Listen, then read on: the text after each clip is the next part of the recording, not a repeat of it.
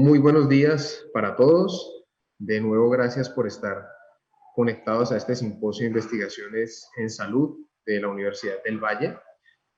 Y ahora nos vamos con la conferencia Construcción de conocimiento en el área de anatomía a partir del experimento, a cargo de la profesora Sonia Osorio, profesora del Departamento de Morfología de la Universidad del Valle, Facultad de Salud, investigadora del grupo TEBLAN.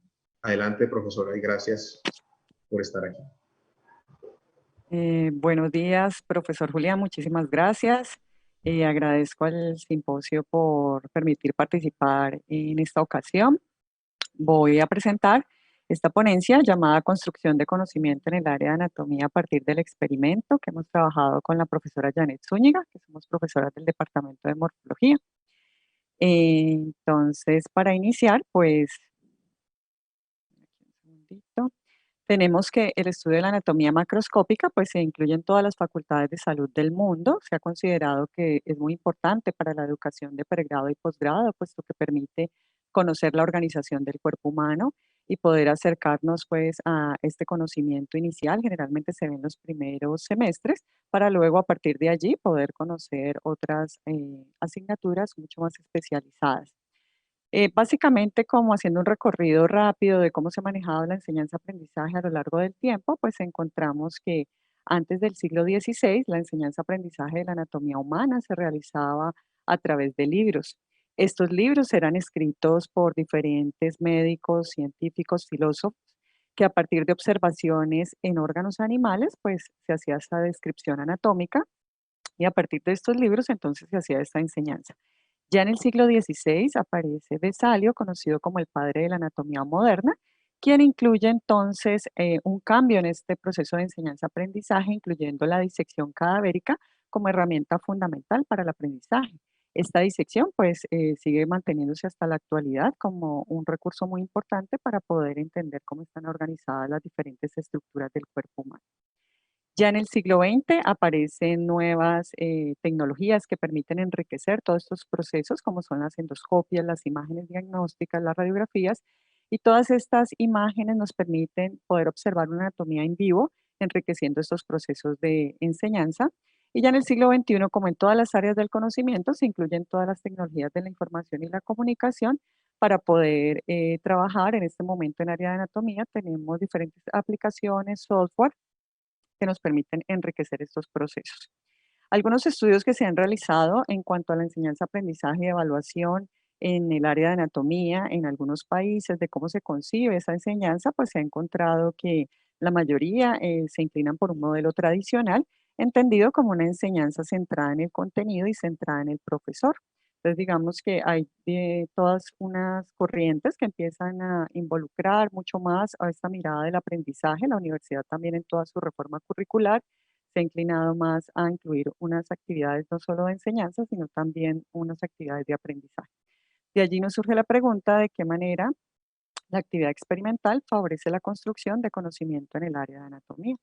El objetivo entonces de este trabajo es propiciar la construcción de conocimiento en esta área a partir de la actividad experimental, como objetivos específicos, diseñar modelos que representen la anatomía humana de órganos de difícil comprensión debido a generalmente que son muy pequeños y que cumplen o están ubicados de manera espacial que es difícil de comprender. Este trabajo se enmarca en un proyecto titulado Recurso Educativo Abierto que hemos venido trabajando con la profesora Janet, también la profesora Adriana Herrera y Marta Rodríguez de la Escuela de Odontología. Y básicamente hemos utilizado este modelo propuesto por Pickering, donde nos dice que para una actividad experimental entran en juego tres elementos fundamentales: un procedimiento material, un modelo instrumental y un modelo fenoménico. En este caso, para una actividad experimental, el procedimiento material involucra que cuando los estudiantes trabajan en estas actividades deben conocer cómo funcionan ciertos instrumentos para poder utilizarlos en su práctica. Un modelo instrumental en el cual ellos deben diseñar, realizar e interpretar todo lo que ellos están desarrollando. Y finalmente un modelo fenoménico que les permita comprender conceptualmente el modelo que están planteando. Entonces vamos a mostrar tres prácticas experimentales que se han realizado con los estudiantes.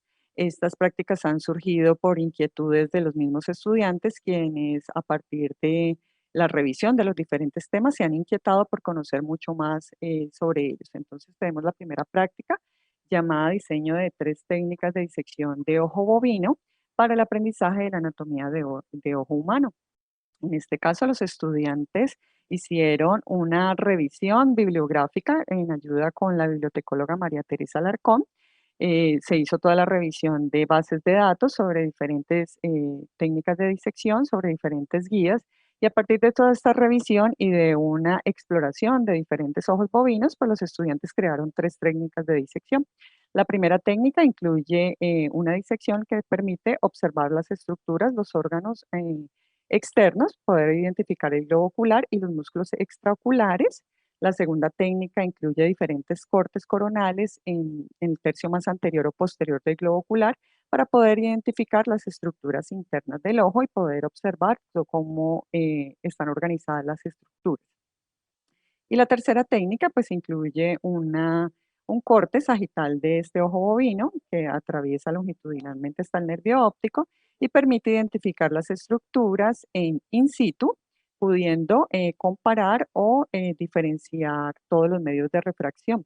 Los estudiantes, a partir de preguntas que se iban planteando de cómo estaban organizadas estas capas de globo ocular, qué consistencias tenían estos medios de refracción, empiezan a hacer esta propuesta. Ellos construyeron toda una guía de disección o un procedimiento operativo estándar en el cual hacen toda la descripción utilizando el lenguaje anatómico. Eh, Posterior construyeron o desarrollaron un video explicativo de 1 hora en el cual describen cada una de las técnicas con su detalle.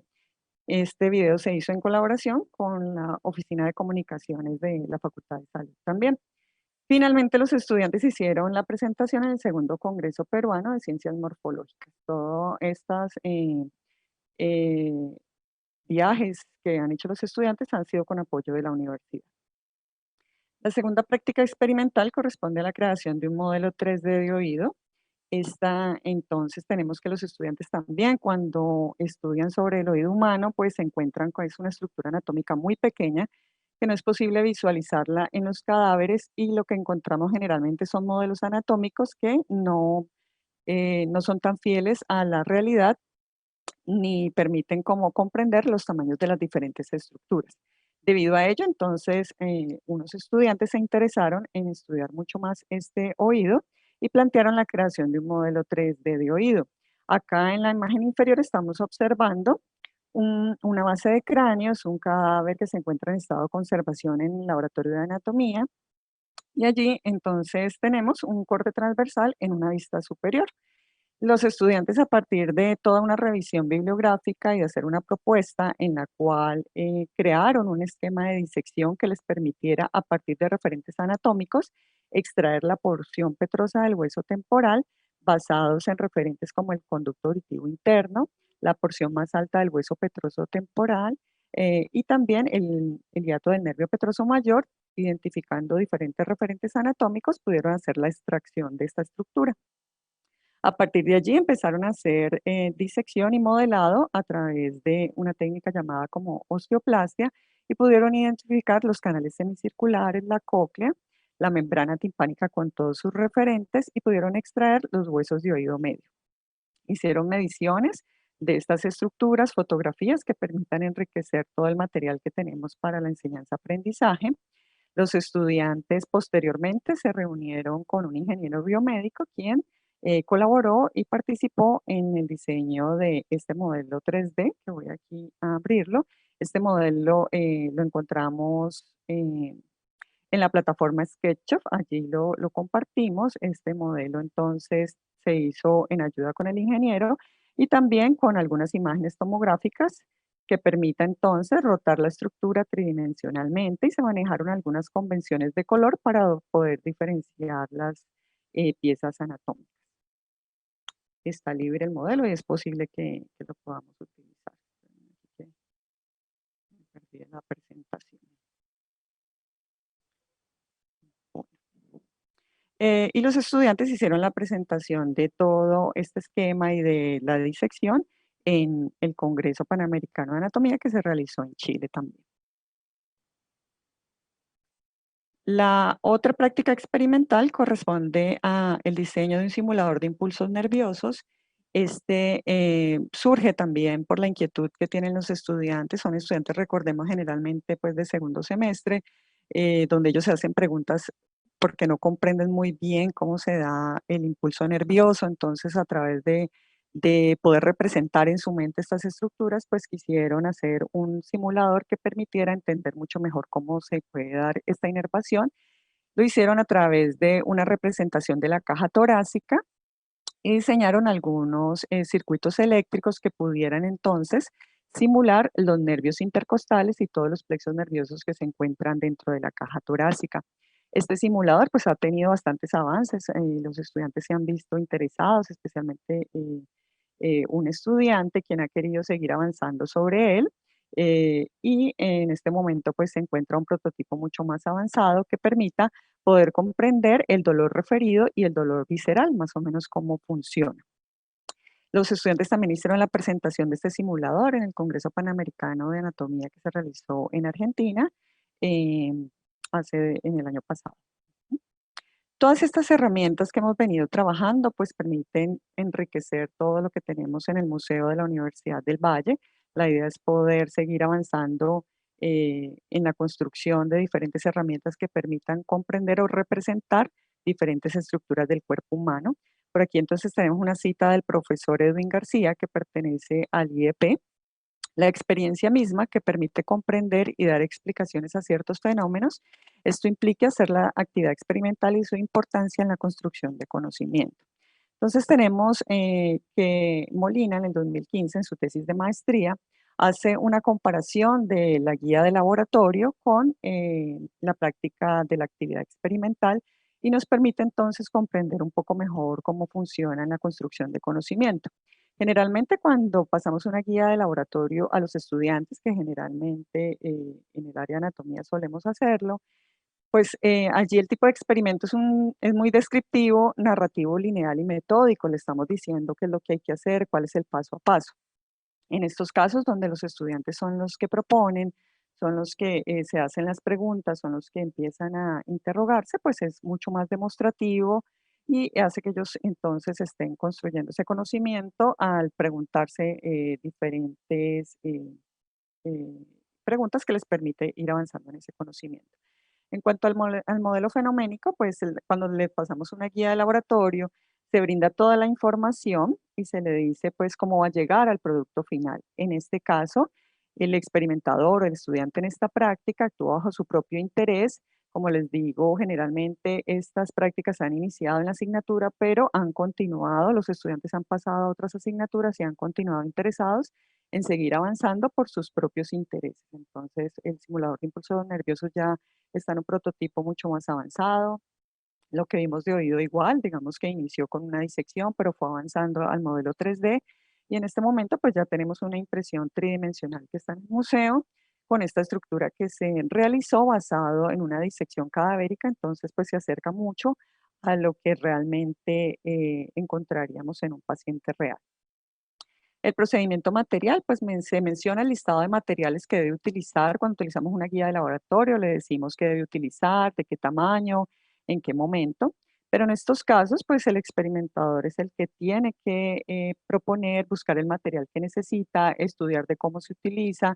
Generalmente, por ejemplo, en el que vimos de oído, los estudiantes necesitaron aprender un poco la técnica de osteoplastia, en este caso la profesora Janet Zúñiga, quien es cirujana maxilofacial, estuvo haciendo todo el entrenamiento para que ellos pudieran hacer la técnica correcta en este caso. Entonces, de acuerdo a sus intereses, ellos van utilizando el material que les interesa y deben conocerlo para poder utilizarlo.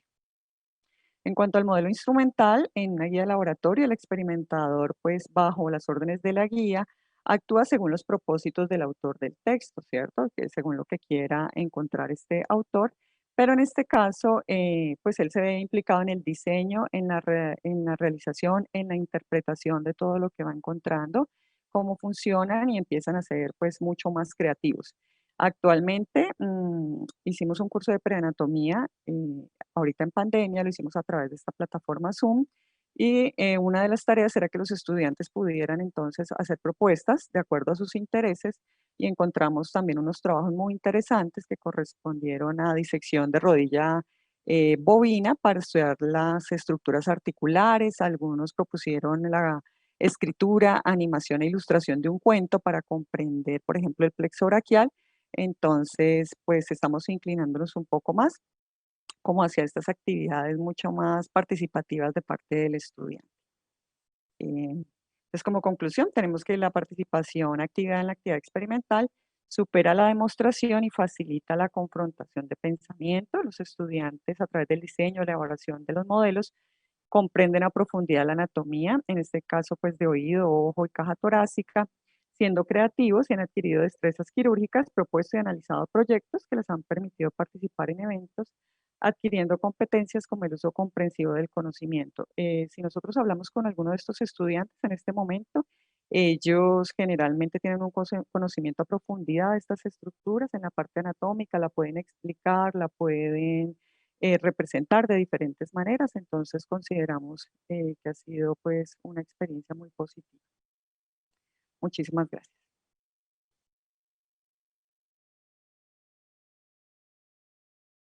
Sonia, muchísimas gracias por esa presentación muy interesante.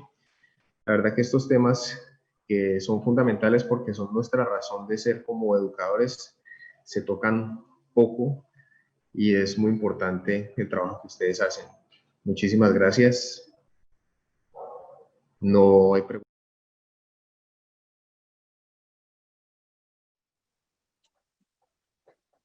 Bueno, a continuación vamos con la presentación modelación molecular del SARS-CoV-2 en relación con las hemoglobinas humanas, análisis de secuencias de ADN y docking molecular, a cargo del profesor Julio César Osorio Patiño.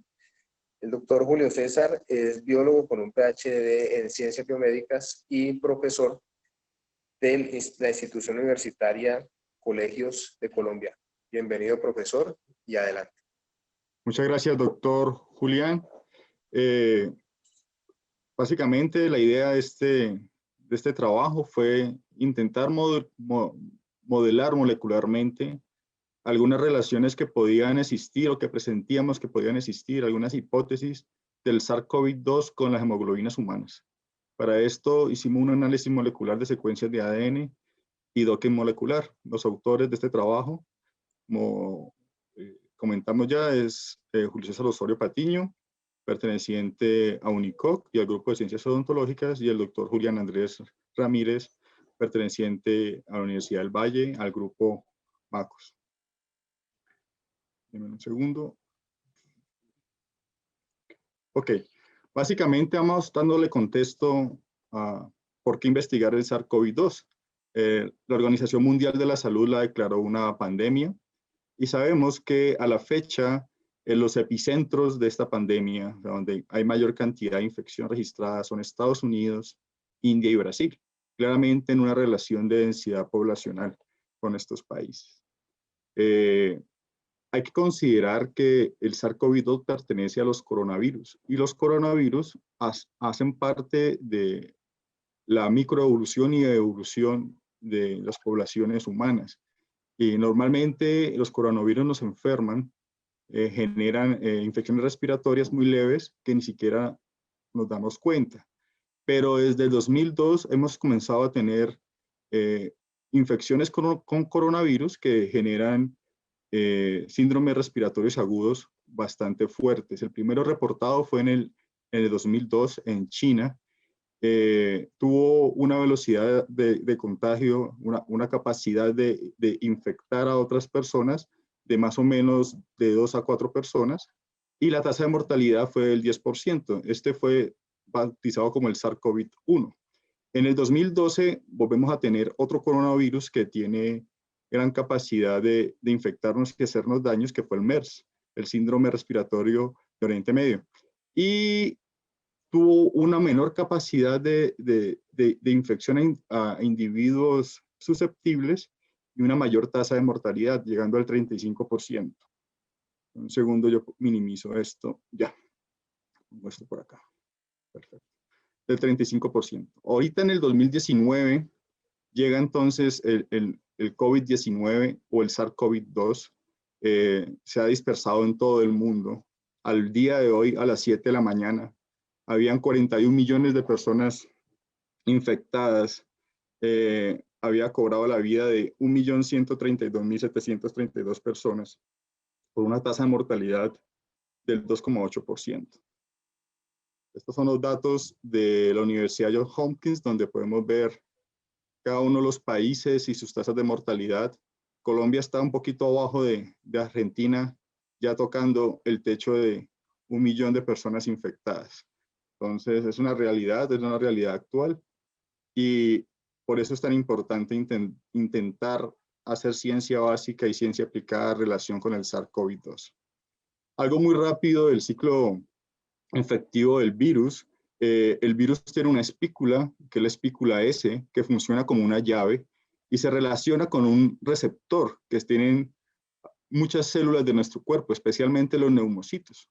Este receptor es el receptor de la enzima convertidora de angiotensina. Se ha relacionado también con la presencia de inflamación.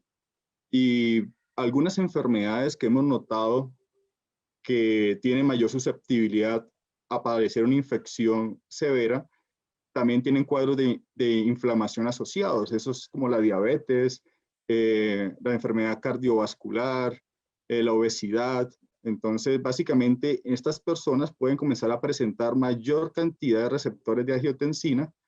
Y como les digo, este virus tiene una espícula S que se relaciona con este receptor de la enzima convertidora de angiotensina y permite entonces la endocitosis del virus. Obviamente ya dentro de la célula el virus va básicamente a esclavizar la maquinaria celular. Estamos hablando de un virus de ARN y va a generar entonces copias de material genético y también va a sintetizar, utilizando el aparato molecular de la célula, va a sintetizar pues estas proteínas que de alguna forma le permiten construir el virión y construir, obviamente, seguir infectando a otras células.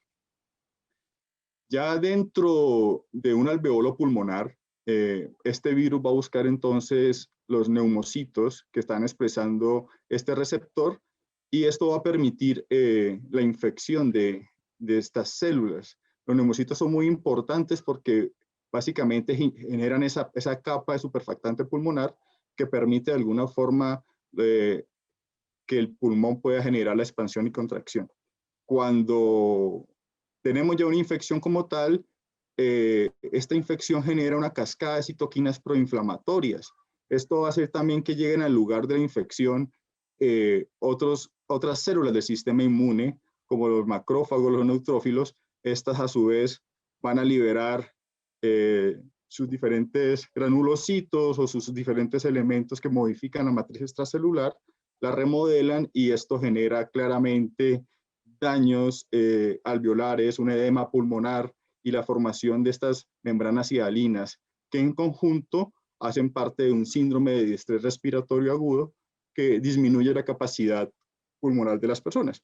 Entonces ya sabemos claramente que todos nos infectamos con el COVID, todos somos susceptibles porque es el nuevo COVID, o sea, nunca antes nos habíamos expuesto a este virus. Entonces todos somos susceptibles, pero dentro de la población susceptible, que son todos, tenemos personas que pueden desencadenar una enfermedad mucho más grave que otros. Y obviamente las personas que tienen mayor cantidad de estos receptores, pues tienen esa posibilidad de enfermar gravemente y disminuir su capacidad respiratoria. Otra cosa importante que tenemos que considerar es que estos virus están en continua evolución, no son elementos estáticos, ellos van cambiando. ¿Y por qué van cambiando? Pues porque tienen elementos que participan en copiar su genoma, en copiar este RNA que tienen baja fidelidad, o sea, que tienen una gran tasa de mutación. Pero también es interesante que aunque hay una gran tasa de mutación, tiene una gran capacidad de tolerar esas mutaciones. O sea que elementos importantes de esas proteínas se mantienen estables, mientras otros comienzan a variar altamente. Entonces, estas dos capacidades de poder variar, pero también tolerar esa variación, hace que estos virus tengan una tasa de evolución muy rápida. Y aquí vemos uno de estos genes muy importantes, el NSP14, que está también en relación con esa fidelidad a la hora de copiar su molécula de ARN. Entonces, ¿qué problema de investigación tiene? Se ha sugerido que este SARS-CoV-2 daña a los pacientes por interacciones que puede tener sus proteínas con la hemoglobina. Se postula también que el SARS-CoV-2 puede estar dentro de los glóbulos rojos, puede de alguna forma unirse a estas moléculas de hierro de la hemoglobina y esto puede generar un agotamiento funcional de esta hemoglobina y la acumulación de hierro tóxico. Entonces, también tenemos que considerar que ante estos postulados podemos ver que este grupo hemoporfirina tiene un bolsillo bastante pequeño que básicamente le permite interactuar con las moléculas de oxígeno. ¿Qué objetivo tenemos entonces? Queremos relacionar la secuencia de ADN del virus con las secuencias de hemoglobinas humanas y modelar las posibles relaciones moleculares a través del docking molecular. Queremos analizar molecularmente las secuencias del ADN del SARS-CoV-2. Queremos describir por medio de autodocking los ligandos del SARS-CoV y sus diferentes receptores de hemoglobina y describir por medio del autodocking dos posibles moléculas que bloquean esta interacción. ¿Qué metodología utilizamos? Primero, obtuvimos las diferentes secuencias de hemoglobina, hicimos un alineamiento múltiple utilizando cluster, también descargamos las diferentes proteínas utilizando el formato PDF, Protein Data Bank, y también conocimos la molécula un poquito más, sus posibles interacciones, las moléculas de agua que tienen estas moléculas, que es importante para poder hacer el autodocking molecular utilizando PogChem de la Librería Nacional de Medicina. También se calculó para cada archivo los mapas necesarios sobre sus átomos y los cálculos de acoplamiento utilizando el docking server.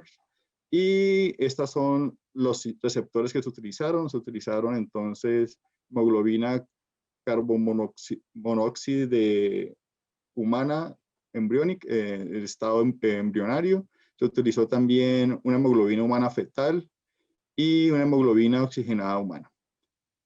Y también se seleccionaron los siguientes ligandos. Obviamente la estructura molecular del SARS-CoV-1, la proteína NSP1 del SARS-CoV-1 y dos posibles moléculas como la ivermectina y la hidroxiuria.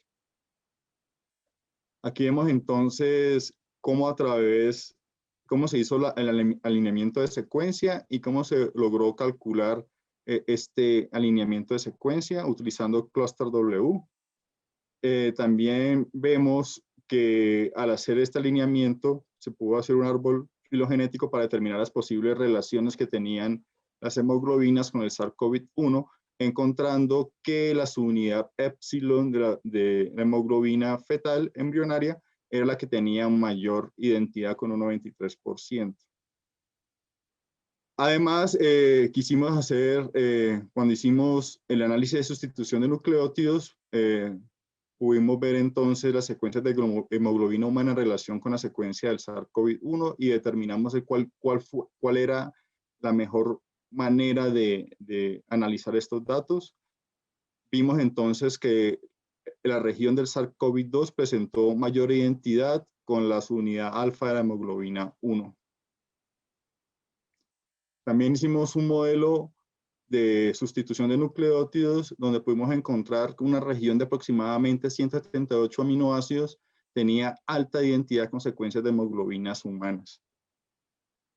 Esa alta identidad se pudo corroborar utilizando un programa del Sweet Model con un gen específico del SARS-CoV-1, que es el NSP1. Y esto es importante porque de alguna forma es el gen que está participando en que el virus esté mutando, aumentando su tasa de mutación, porque es una pieza clave, una enzima clave en copiar este RNA del virus.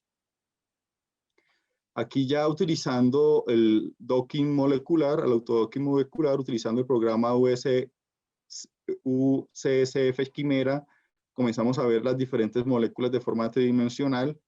La primera en A es la hemoglobina humana embriogénica Gover, y vemos entonces la molécula de la hidroxiuria y claramente vemos que por lo menos utilizando el programa no hay una relación molecular clara. Cuando miramos en B, la hemoglobina humana también embriogénica de Glover con la ivermectina, también encontramos que no hay una relación clara. Y la pregunta sería, ¿por qué utilizar estos dos elementos? Pues básicamente hemos encontrado que desde la consulta clínica o la experticia clínica se han propuesto estos dos medicamentos para intentar tratar al COVID.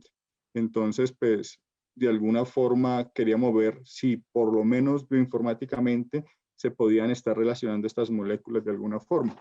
Y en esta primera aproximación, que es una aproximación simplemente, vemos que no hay una relación molecular clara para esta hemoglobina humana y para la hidroxiuria y para la ivermectina como tal. Ya en C cambiamos de hemoglobina, no, perdón, seguimos con esta hemoglobina humana embriogénica Glover y la ivermectina, y después miramos la hemoglobina humana fetal y la ivermectina y tampoco encontramos de alguna forma una relación clara.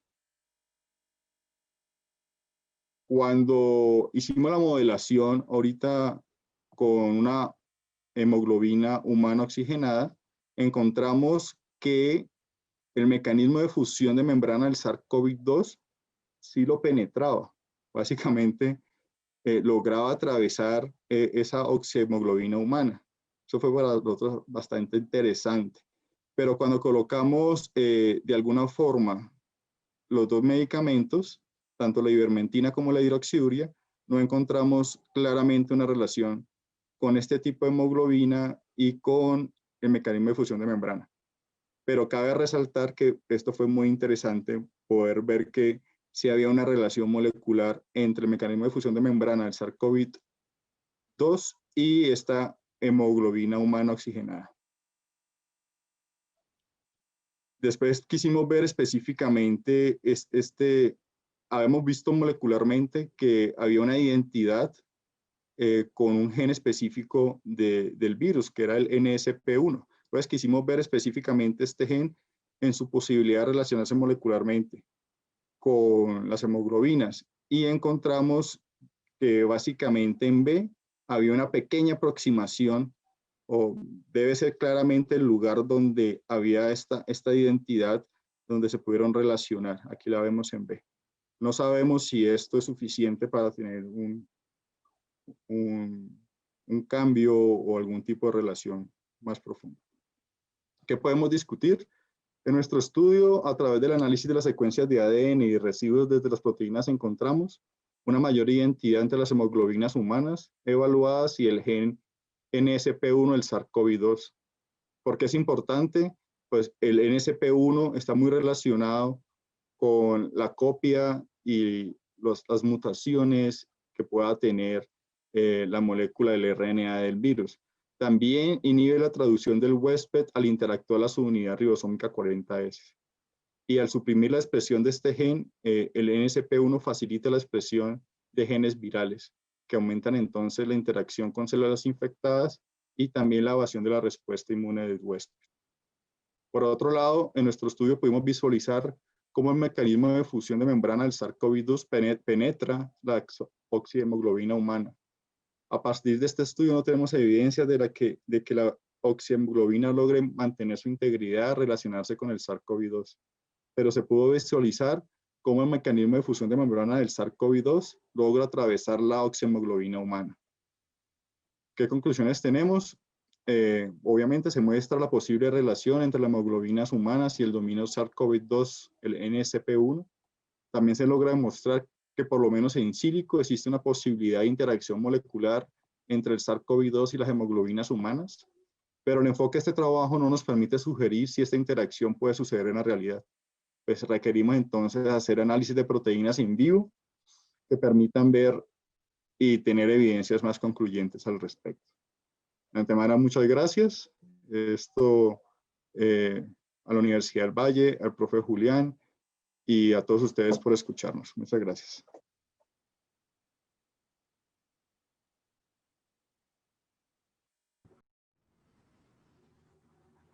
muchas gracias, doctor Julio, por la presentación. Es un trabajo muy interesante del cual pues he tenido la fortuna de participar y que puede brindar pistas muy importantes para plantear manejos para esta infección pues que nos está afectando a todos. Muchísimas gracias.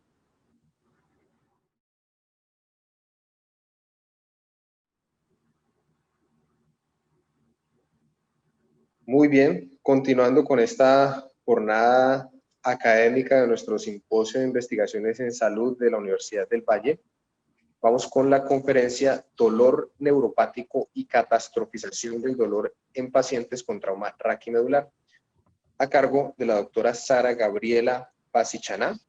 La doctora es fisioterapeuta, epidemióloga y nos va a mostrar los avances de este ensayo clínico que está llevando a cabo con su grupo de investigación. Adelante, doctora. Muchísimas gracias, doctor Julián. Sí, como usted lo ha dicho, es un ensayo clínico que hemos venido realizando con el grupo de investigación y rehabilitación de la Universidad del Valle Jirú, en alianza con el grupo Sinergia, Cátedra de Discapacidad de Rehabilitación y la Fundación Somos Ciencia al Servicio de la Comunidad. Como usted lo ha mencionado, vamos a presentar los resultados preliminares de este ensayo, lo que tenemos en línea de base hasta el momento.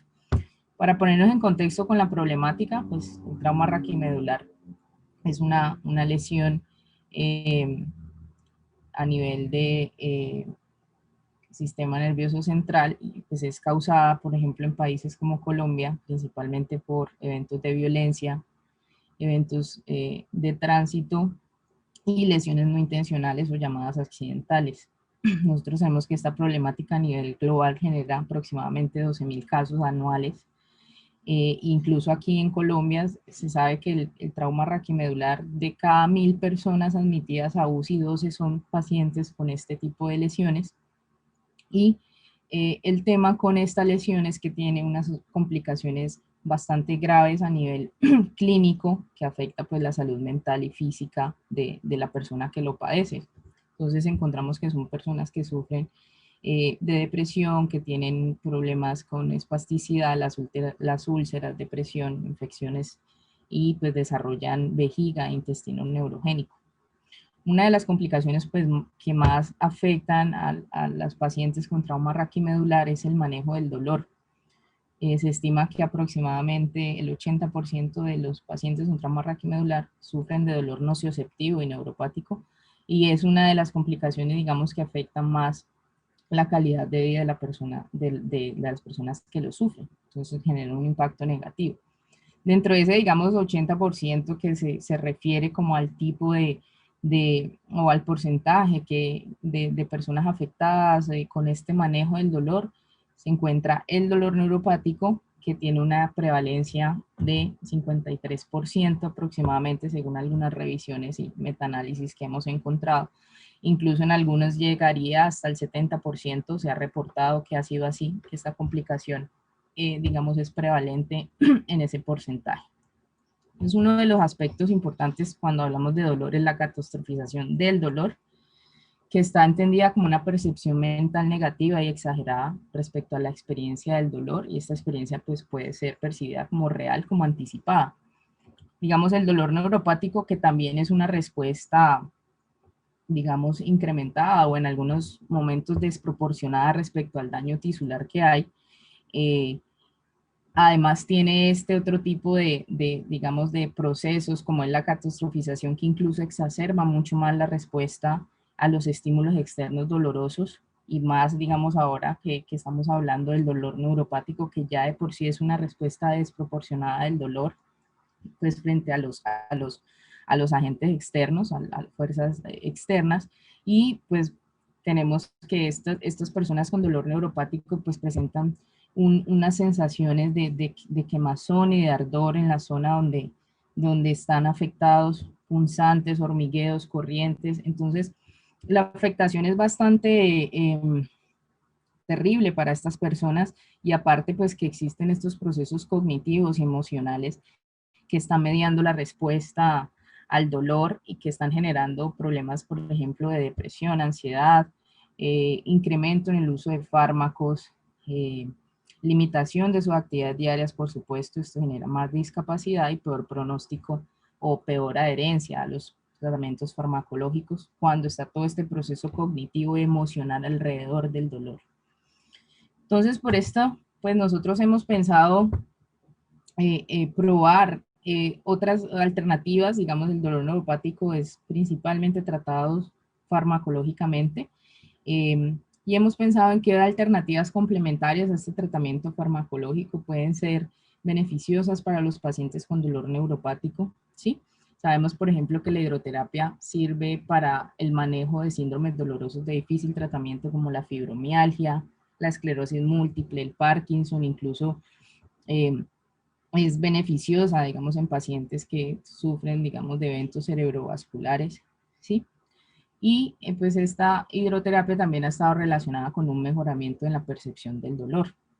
Por eso queremos nosotros explorar cuáles son los efectos de la hidroterapia en los pacientes con dolor neuropático, pues que viene dado por ese trauma raquimedular del que estamos hablando. Para esto pues hemos planteado hacer un ensayo clínico aleatorizado.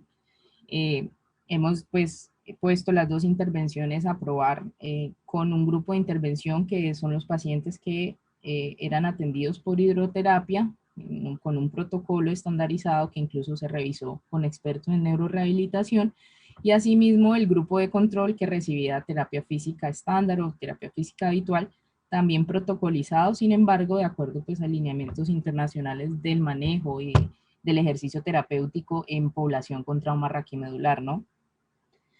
Entonces, pues esto incluía, por ejemplo, en el grupo de hidroterapia, ejercicios, digamos, de técnica Watsu y Bhatt-Ragaz para control postural y relajación para el tratamiento del dolor. Y en el grupo de control, la terapia física estándar también se complementaba, que también se estructuraba, perdón, con ejercicio aeróbico, ejercicios de control postural y fortalecimiento muscular de grupos específicos, así mismo como estiramientos. Entonces, se han estandarizado estos dos protocolos y se pues han puesto en marcha. Son una intervención que se pensó de 18 sesiones también basados en literatura y con la frecuencia de la misma, que se haría de manera semanal, 2 sesiones durante 9 semanas. Nosotros pues hemos tenido pacientes que asisten a la clínica de trauma raquimedular en el HUE, en el Departamento de Medicina Física y Rehabilitación, y se incluyeron pues las personas que fueran mayores de edad, que a través de una escala de tamización que es la de N4, tuvieran un puntaje por encima de 4, y un nivel de lesión C3. Digamos, estos eran los pacientes que nosotros evaluamos. Esta DN4 está compuesta también por un examen físico para poder diagnosticar el dolor neuropático, y las sensaciones de quemazón, de ardor, que ya vimos antes, se evalúan en este tipo de test. Los pacientes se midieron al inicio y al final de la intervención, ¿sí? Digamos, en sus puntajes de catastrofización con escalas validadas para esto, la PSS por las siglas en inglés, la escala numérica del dolor, y evaluamos también el puntaje de discapacidad con el JUDAS. Entonces les voy a presentar los resultados preliminares que tenemos hasta ahora de nuestra población para conocer las características de estas, y un pequeño análisis que hemos hecho de manera gráfica y a través de una regresión en lineales robustas para determinar si qué efectos, digamos, podemos visualizar inicialmente allí. Creo que aquí no me sale no sé por qué no me aparece una tabla más abajo. Bueno, estos grupos pues se asignaron al azar. Tenemos 18 en hidroterapia y 8 en la terapia física estándar. Aquí me falta una tabla que no sé por qué no se visualiza, pero bueno. Los completadores son 12 participantes que completaron el ciclo completo. Sin embargo, la mayoría de ellos llegaron a la intervención número 10. Digamos, iban por encima del 62% del ciclo de intervención, pero todos pues completaron su medición de salida también, lo cual nos permitió hacer un pequeño análisis que ahorita les voy a mostrar. Estos son los pacientes que nosotros tenemos actualmente, ¿sí? En ambos grupos de intervención. La edad promedio de estas personas era 40 años, en su mayoría solteros, pues, pertenecientes, atendidos a través del régimen subsidiado de salud. Aquí podemos ver que la mayoría de ellos, con una escolaridad de primaria completa, un ciclo completo de primaria, y estos participantes se dedican principalmente pues al trabajo independiente. Son personas, digamos, con una lesión medular alta en la mayoría, entonces están en silla de ruedas, por eso, digamos, se dedican mucho trabajo independiente, y también hay, digamos, una situación allí laboral donde no trabajan ni estudian, pues debido, digamos, a la lesión y a cómo les ha generado, digamos, mucha discapacidad allí respecto a estos ámbitos, digamos, de su vida. Pese a esto, pues son personas que han realizado actividad física, y de hecho esta es una de las variables de ajuste de los análisis, ¿sí? Porque la mayoría de ellos han realizado o realizan actividad física de manera informal y formal también, algunos deportistas allí, entonces una variable de análisis. Y se preguntó también sobre el consumo de sustancias psicoactivas, pues que no fue tan prevalente en esta población. Algunas de las características clínicas que tenemos medidas es el año de la lesión. Entonces tienden a ser lesiones crónicas o antiguas, en general de un promedio de 9 años de antigüedad la lesión, clasificados pues en su nivel de lesión, principalmente A y B, A la mayoría de ellos, nivel de lesión Asia, que consumen pues medicamentos para el dolor, principalmente para el dolor neuropático.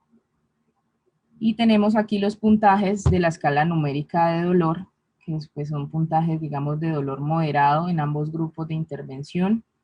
Los puntajes de catastrofización y discapacidad pues se mantienen, digamos, como de una manera homogénea en ambos grupos. Entonces parece ser que es una población pues que tenemos allí balanceada, por decirlo de alguna forma. No hay ninguna diferencia estadísticamente significativa en estas características clínicas o sociodemográficas de los pacientes que están hasta ahora. Entonces, finalmente les quería mostrar esto que hemos visualizado de manera pues, gráfica, una pequeña tabla donde nos indica, digamos, cuál es la posible reducción que se puede ver allí. Para el puntaje de la escala numérica de dolor, pareciera incluso que la intervención estaría aumentando la percepción de dolor en este caso. Sin embargo, pues no son diferencias que estadísticamente estén significando algo allí, pero les quería mostrar pues de manera gráfica cómo hemos visualizado algunos de los resultados en este estudio. La catastrofización del dolor, podemos ver en la intervención que tiende a ser menos los promedios dentro de estos grupos. Algo para aclarar es que esta es una diferencia entre la medición 2 y la medición 1, dentro, o sea, para cada participante, es decir, dentro de cada grupo de intervención, y pues más adelante se haría una identificación de la diferencia entre las diferencias para poder determinar realmente entre los grupos si existe algún efecto de la hidroterapia allí. Por ahora es el cambio que se ha dado en cada participante desde su medición 1 a su medición 2, pero estamos viendo que esos cambios pues a pesar de que se muestran de manera gráfica, no están siendo significativos. Incluso en el puntaje de discapacidad también se puede ver que posiblemente hay una reducción del puntaje de discapacidad en el grupo intervenido con hidroterapia y asimismo como catastrofización, como lo he mencionado, pero no son diferencias que estadísticamente nos estén dando significativas allí. Entonces acá les voy a proponer cuáles son los pasos a seguir y que seguimos, digamos, discutiendo en este estudio de catastrofización del dolor. Pues hemos encontrado, por ejemplo, en literatura que esta catastrofización de hecho es una variable precisamente mediadora de la respuesta farmacológica. Entonces, en los estudios donde están probando el tratamiento farmacológico de dolor neuropático, la catastrofización se mide, pues viene a ser mediadora, incluso se usa como variable de ajuste. Y pues algunos estudios han incluso como explorado cómo evaluar el catastrofismo del dolor al inicio del tratamiento puede predecir la disminución al final del mismo, de este tratamiento, determinado tratamiento que se esté probando. Y pues sabemos que la hidroterapia pues puede tener estos factores que están influyendo. Algunos estudios sugieren que los mecanismos de hecho de este medio acuático influyen mucho en el tema de la relajación muscular, pero también de la sensación de bienestar por la temperatura y los movimientos, digamos, suaves que se dan en este tipo de terapias dependiendo de la técnica que se use, y eso puede ser, digamos, lo que está explicando como pequeños efectos que se ven de manera gráfica por ahora. Además, pues sugieren que es importante tener en cuenta el efecto psicológico que ejerce pues la terapia acuática sobre la percepción de dolor, y en este campo es bastante importante tener en cuenta que hay procesos, digamos, dentro de la rehabilitación que están muy ligados a la salud mental de la persona y a factores psicosociales, por supuesto, que hacen que la experiencia del dolor, principalmente este dolor que es crónico como el dolor neuropático, se medie o se asuma de una manera diferente de acuerdo a la persona. Entonces, tiene que ver mucho con el tipo de angustias, los traumas que se generan y los factores interpersonales de la persona, porque pues el dolor viene mediado, o la catastrofización en este caso, por unos procesos cognitivos y emocionales y una respuesta, digamos, desproporcionada también que se compone, una respuesta desproporcionada que compone esta catastrofización. No quise entrar en muchos detalles, pero la catastrofización mide incluso cuál es la percepción del manejo, el dolor que tiene la persona y cómo la persona tiene un proceso de rumiación y de estar, digamos, posicionando el dolor como un aspecto muy importante de su vida, y eso hace que el pronóstico sea más malo. Algunas de las recomendaciones que tenemos aquí, pues para seguir adelante con el estudio: incrementar la muestra y el efecto del tiempo, una variable que debemos incluir de la intervención y la medición. Nosotros medíamos a estos participantes un mes después de terminar la intervención. Entonces esta variable se tiene que incluir, pues en algunos momentos fue una variable, digamos, de menos o más tiempo, para poderlo incluir en un modelo pues longitudinal lineal mixto y poder hacer los ajustes necesarios allí para este estudio y para pues los resultados de efectividad. También pues es importantísimo, y hemos encontrado mucho en la literatura, que el manejo farmacológico del dolor neuropático no debe ir solo. De hecho, tiene muchos abordajes multidisciplinarios que complementan allí el tema del dolor y la catastrofización. Entonces, por ejemplo, se ha pensado mucho en la psicología clínica y, digamos, estudios donde evalúan la catastrofización y el dolor neuropático a través de terapias que pueden ser cognitivo-conductuales, terapias de aceptación y tratamiento, todo lo que tenga que ver con psicología clínica, pero además terapias pues alternativas que incluyen como medicina no tradicional, ¿sí? Digamos, ejercicios de relajación, masajes, acupuntura, incluso se ha sugerido para esto. Entonces la recomendación es seguir adelante con este tipo de estudios y seguir explorando qué otras cosas complementarias hay al tratamiento farmacológico del dolor neuropático, y seguir explorando pues constructos importantes como la catastrofización del dolor, ¿no? Que viene mediado por procesos sociales, que sabemos que la salud no es una cosa lineal. Entonces, pues, tener en cuenta estos procesos psicosociales también es importante en esta área clínica. Entonces, eso era lo que les quería presentar. Muchísimas gracias. Y pues, estoy atenta a las preguntas. Doctora Sara, muchísimas gracias por compartir con nosotros los hallazgos de su estudio tan interesante en un tema que es muy importante porque afecta tanto la calidad de vida de las personas. No tengo registradas preguntas en el chat, entonces muchísimas gracias de nuevo. A ustedes muchísimas gracias. Quedo atenta entonces.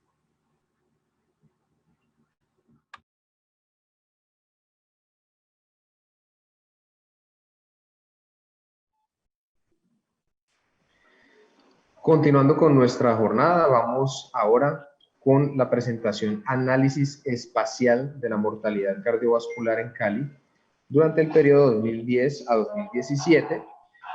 Este trabajo lo van a presentar las doctoras Luisa Murillo y Carolina Ramírez. Ellas son estadísticas de la Universidad del Valle, y este trabajo que van a presentar fue su trabajo de grado. Bienvenidas, doctoras, y adelante.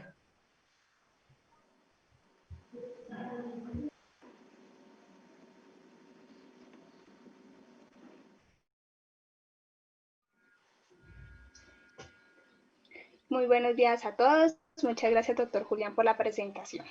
Este trabajo lo hemos desarrollado en conjunto con la profesora Mercedes Andrade, profesora de la Escuela de Estadística de la Universidad del Valle, la profesora Elena Isabel Barrera, profesora de la Facultad de Medicina de la Universidad del Valle, y con el estadístico Guillermo Perlaza, de la Secretaría de Salud.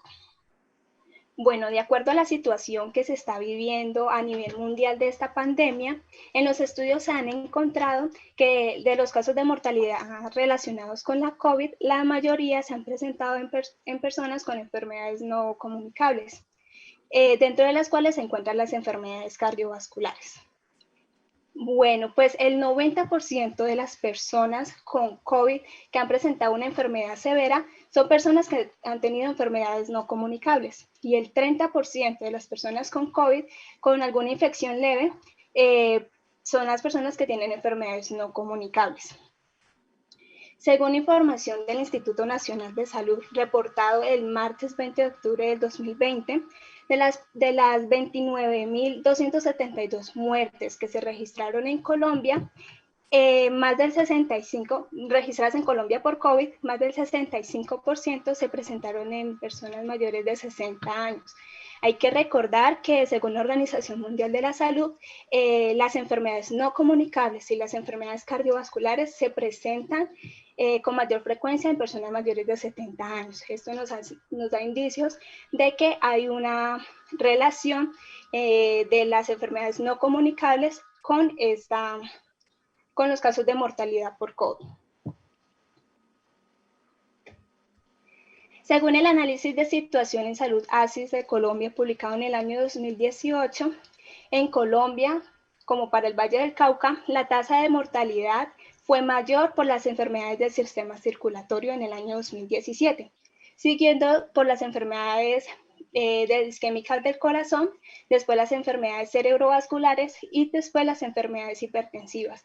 Este cálculo de las tasas fue a partir teniendo en cuenta cada 100.000 habitantes. Bueno, en Cali la mortalidad, también las enfermedades del sistema circulatorio también son las que provocan las principales causas de muerte en la ciudad. En el año 2016, según el ASIS de Cali, publicado en el año 2018, las enfermedades isquémicas del corazón fueron las que presentaron la mayor tasa en la ciudad, tanto en hombres como en mujeres.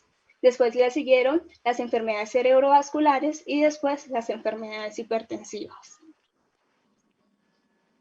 Bueno, ¿por qué razón es importante realizar un análisis espacial de la mortalidad cardiovascular?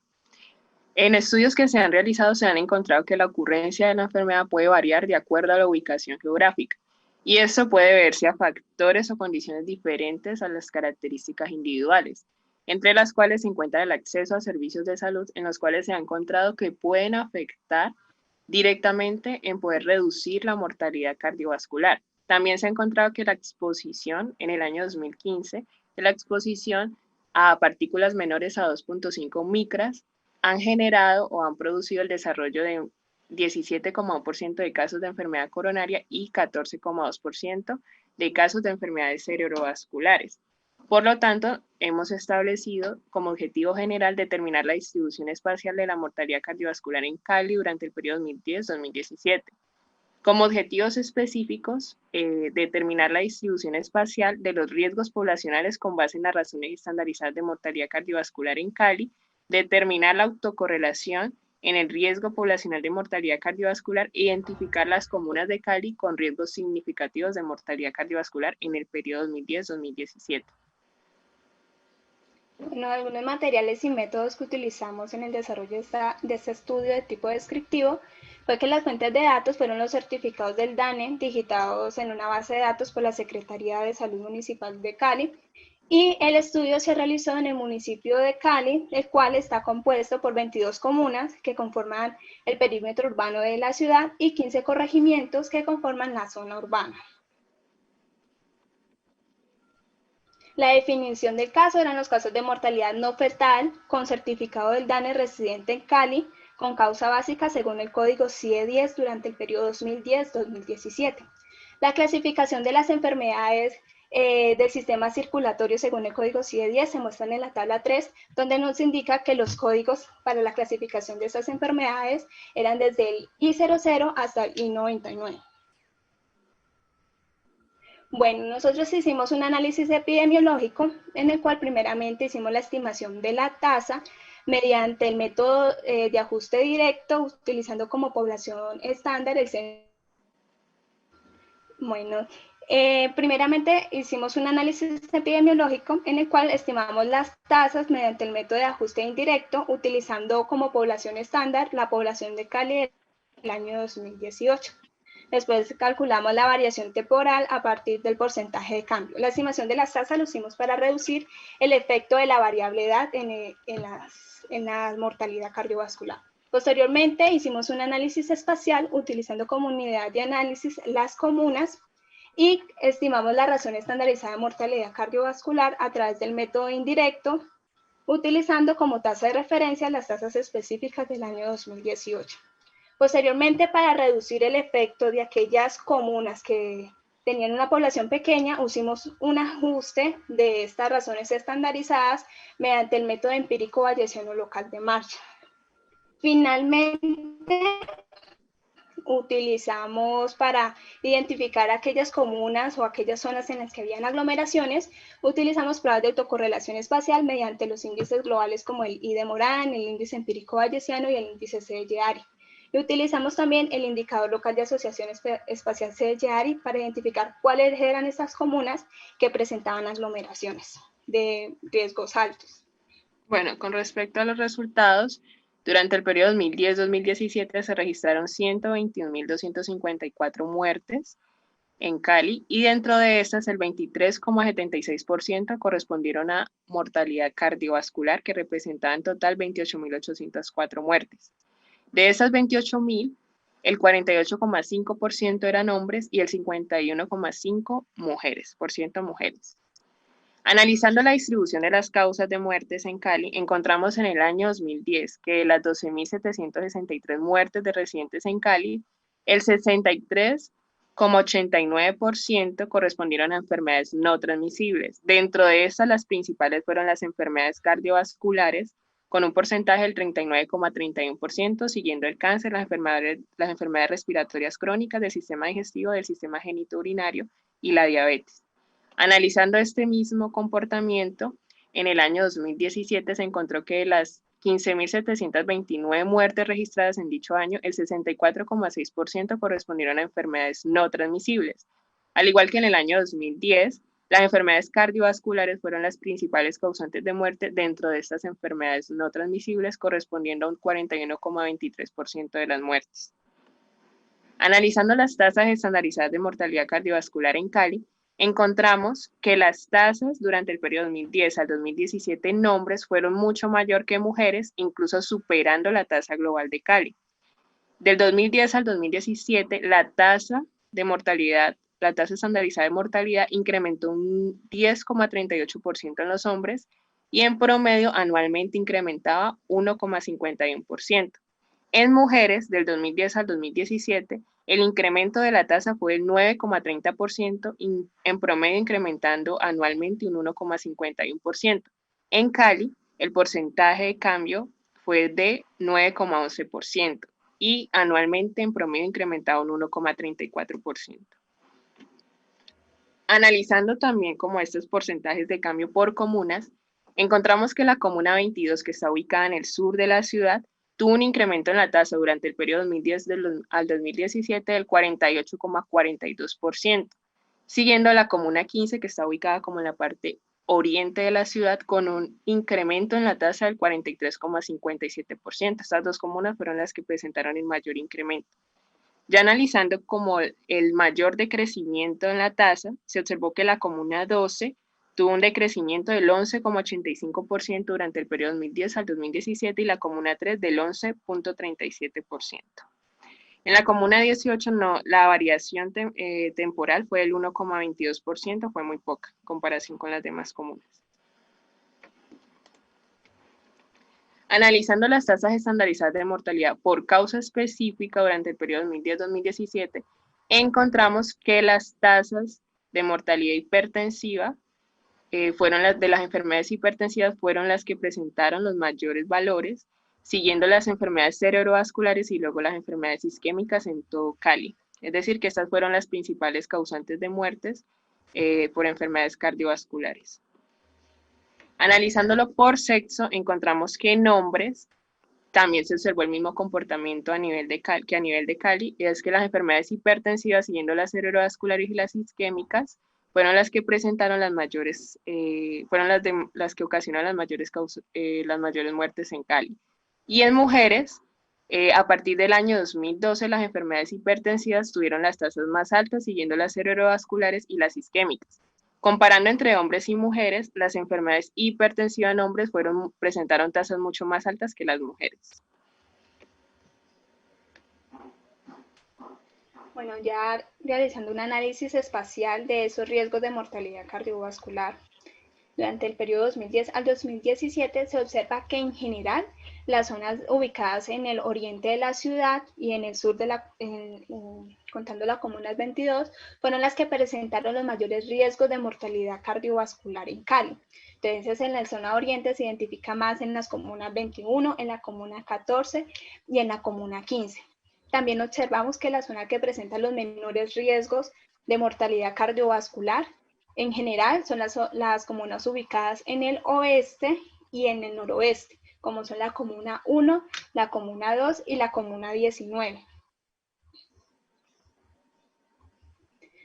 Después de haber identificado pues cuáles eran las comunas con riesgos altos y bajos, queríamos saber si existía alguna aglomeración en estos años. Entonces hicimos las pruebas de autocorrelación espacial utilizando el índice CGIARI, que dijo que en todo el periodo de estudio desde el 2010 al 2017, en todos los años, habían agregación de riesgos. El índice de Moran indicó que el año 2010 y el año 2017 eran los únicos que tenían autocorrelación espacial. Y el índice empírico bayesiano indicó que el año 2010, en el año 2013 y el año 2017 eran los años en los que se presentaban autocorrelación espacial. ¿Esa diferencia a qué se debe? El índice empírico de Moran y el índice empírico de Bayes, dentro de su cálculo tienen en cuenta el promedio de las tasas de los riesgos. El riesgo de la comuna 22 es un riesgo muy alto en algunos años, lo que hace que se considere como un valor atípico. Eso afecta el cálculo de estos índices. Sin embargo, el índice CGIARI dentro de su cálculo no tiene en cuenta ese valor atípico de la comuna 22, sino que la diferencia de cada riesgo con respecto a cada una de las demás comunas. Posteriormente de identificar que sí habían agregación de riesgos de mortalidad cardiovascular en Cali, identificamos cuáles eran esas comunas donde se encontraban las agrupaciones de riesgos, ya sean bajos o altos.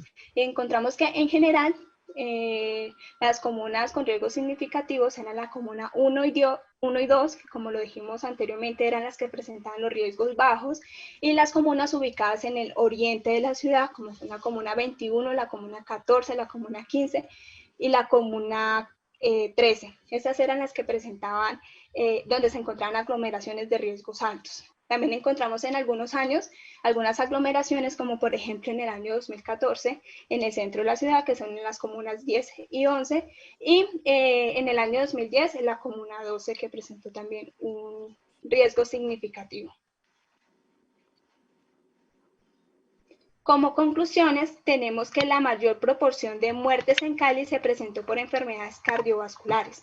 Esto concuerda con lo que es reportado por la Organización Mundial de la Salud, donde las enfermedades cardiovasculares son de las principales causantes de muerte a nivel mundial.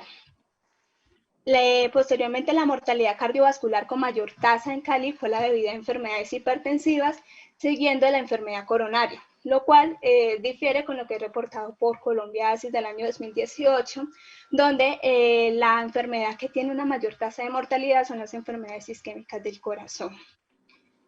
También encontramos que durante el periodo del 2010 al 2017, el porcentaje de muertes en menores a 70 años, considerado muertes prematuras por la Organización Mundial de la Salud, se encontró entre el 25,69% y el 31,5%. Es decir, que la menor proporción de muertes ocurrieron en estos años. También encontramos que entre el 2010 y el 2017 hubo un incremento en esa tasa de mortalidad cardiovascular en la ciudad de Cali. Con respecto al análisis espacial, en conclusión se encontraron que los mayores riesgos poblacionales estaban concentrados en el oriente de la ciudad, específicamente en las comunas 7, 13, 14, 15, 16 y 21, siendo la 21 la de mayor riesgo, y en el sur de la ciudad la comuna 22. Con respecto a los menores riesgos poblacionales, se evidenciaron en la zona noroeste, oeste y noroeste de Cali, correspondiente a la comuna 1, 2 y 19. Ya analizando la parte de los conglomerados, encontramos agregaciones significativas en la comuna 1, ubicada en el oeste de la ciudad, 10, 11, 12, ubicada en el centro de la ciudad, y la comuna 13, 14, 15 y 21, ubicada en el oriente, y la comuna 19, ubicada en la parte oeste de la ciudad. Muchas gracias.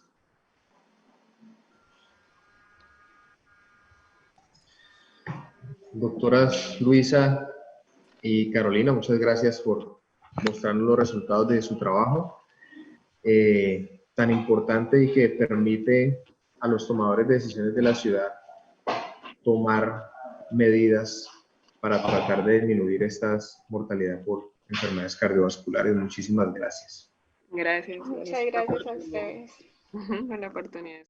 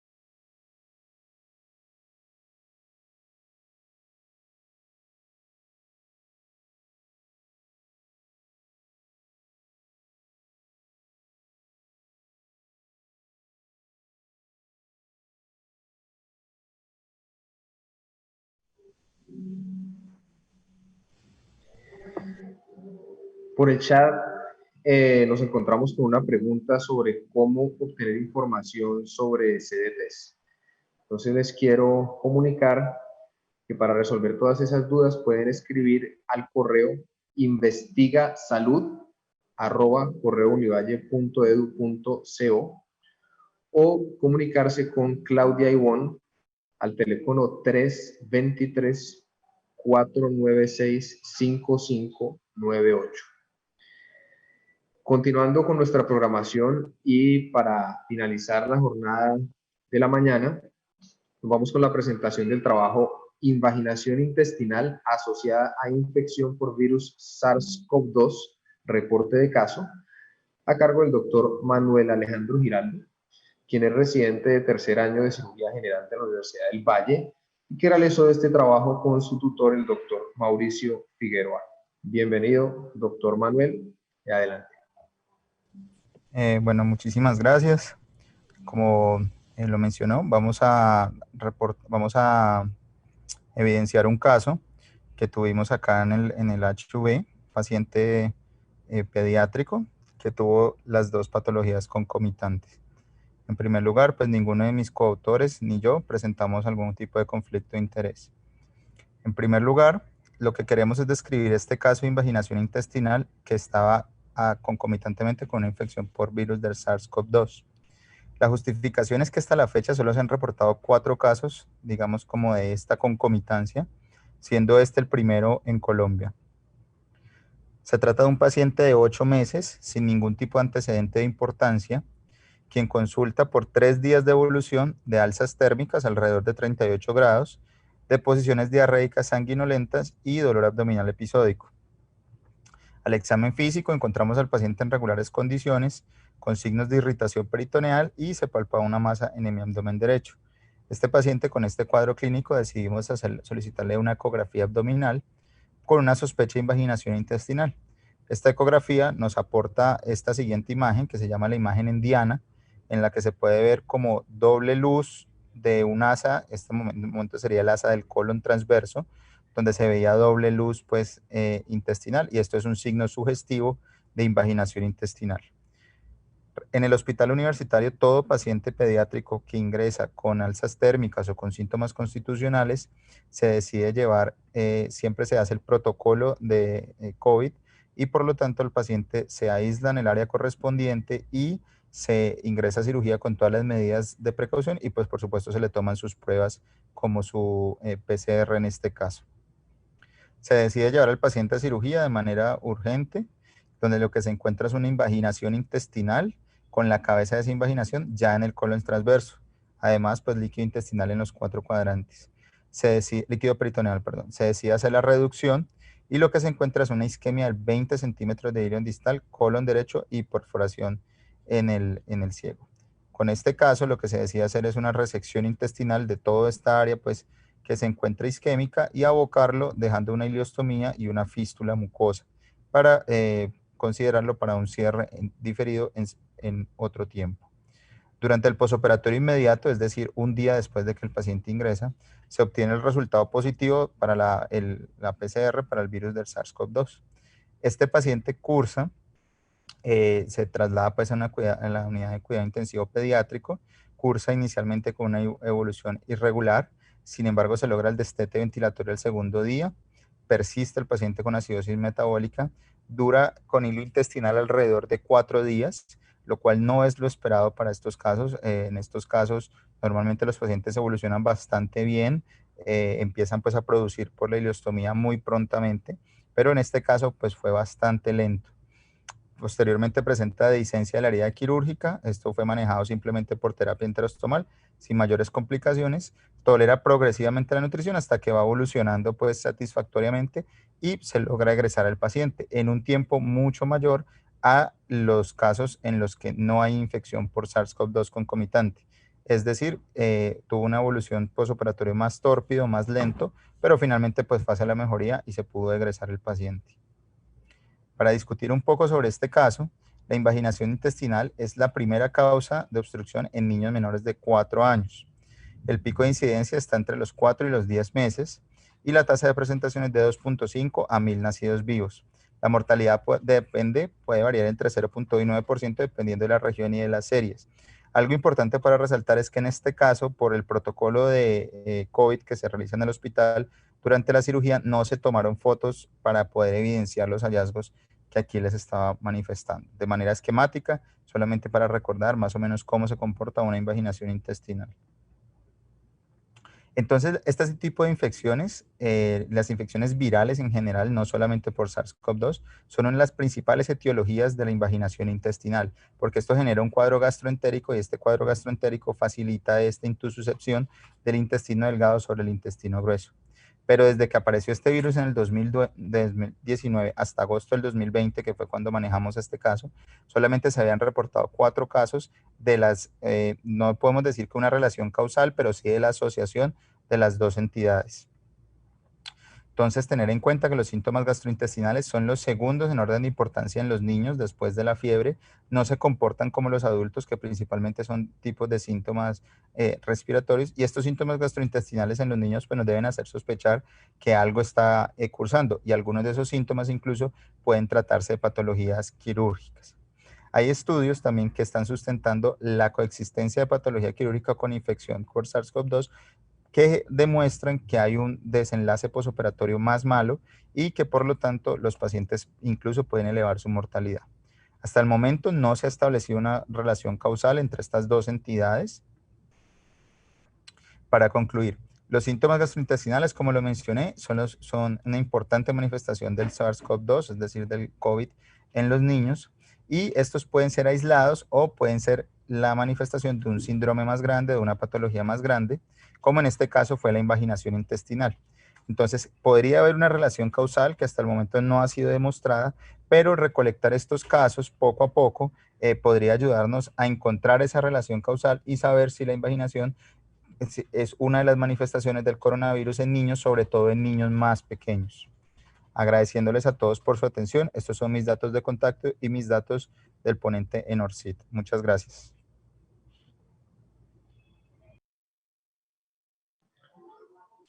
Doctor Manuel, muchas gracias por mostrarnos este interesante caso. Los reportes de casos son recursos muy valiosos de información nueva, de casos raros que pueden generar luego más adelante hallazgos muy interesantes. Entonces, con esta presentación hemos llegado al final de nuestra jornada de esta mañana de presentaciones sincrónicas. Les queremos dar las gracias por estar conectados y los invitamos a conectarse de nuevo a las 2 de la tarde con el nuevo bloque de presentaciones sincrónicas de hoy. Muchísimas gracias por la asistencia.